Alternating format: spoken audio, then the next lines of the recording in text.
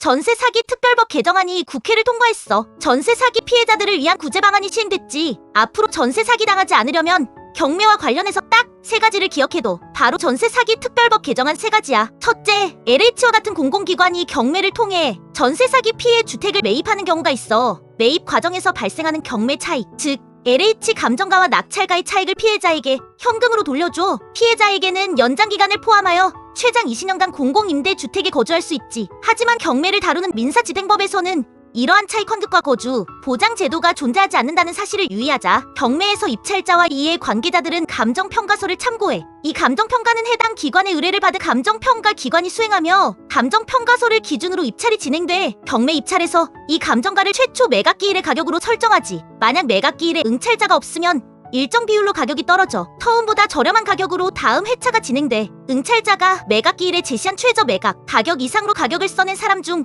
최고가가 낙찰가로 결정되는 거야. 경매에서는 개정된 내용처럼 전세 사기 피해자에게 차익을 보전해주는 제도가 없기 때문에 입찰자는 감정평가 시점을 잘 파악해야 해. 잘못 판단하여 비싼 가격에 구입하면 그 책임은 입찰자에게 있어. 시세를 잘못 판단하여 낙찰받은 후 입찰 보증금을 포기하거나 잔금을 미납하는 사례가 종종 있으니까 조심하자. 둘째, 개정법에서는 전세 사기 피해 임차인에게 우선 매수권을 부여해. 민사집행법, 국세징수법, 지방세 징수법에서도 특정 부동산 물건의 공유 지분에 대한 경매가 진행될 경우 다른 공유자에게 우선 매수권을 부여하고 있어. 하지만 전세 사기와 관련된 법은 엄연히 구분된다. 그러니까 만약 입찰한다면 잘 이해하고 주의 깊게 접근해야 해. 임차인의 우선 매수권 행사에는 신중한 권리 분석과 가격 검토가 선행되어야 하지. 셋째, 개정법에 따르면 낙찰받은 피해 주택을 피해자에게 공공임대주택으로 제공하며 임대료 없이 최대 10년까지 무상으로 거주할 수 있어. 다만 전세 사기 피해자가 경매 차익을 지급받기로 선택할 경우 경매 이후 해당 피해 주택에서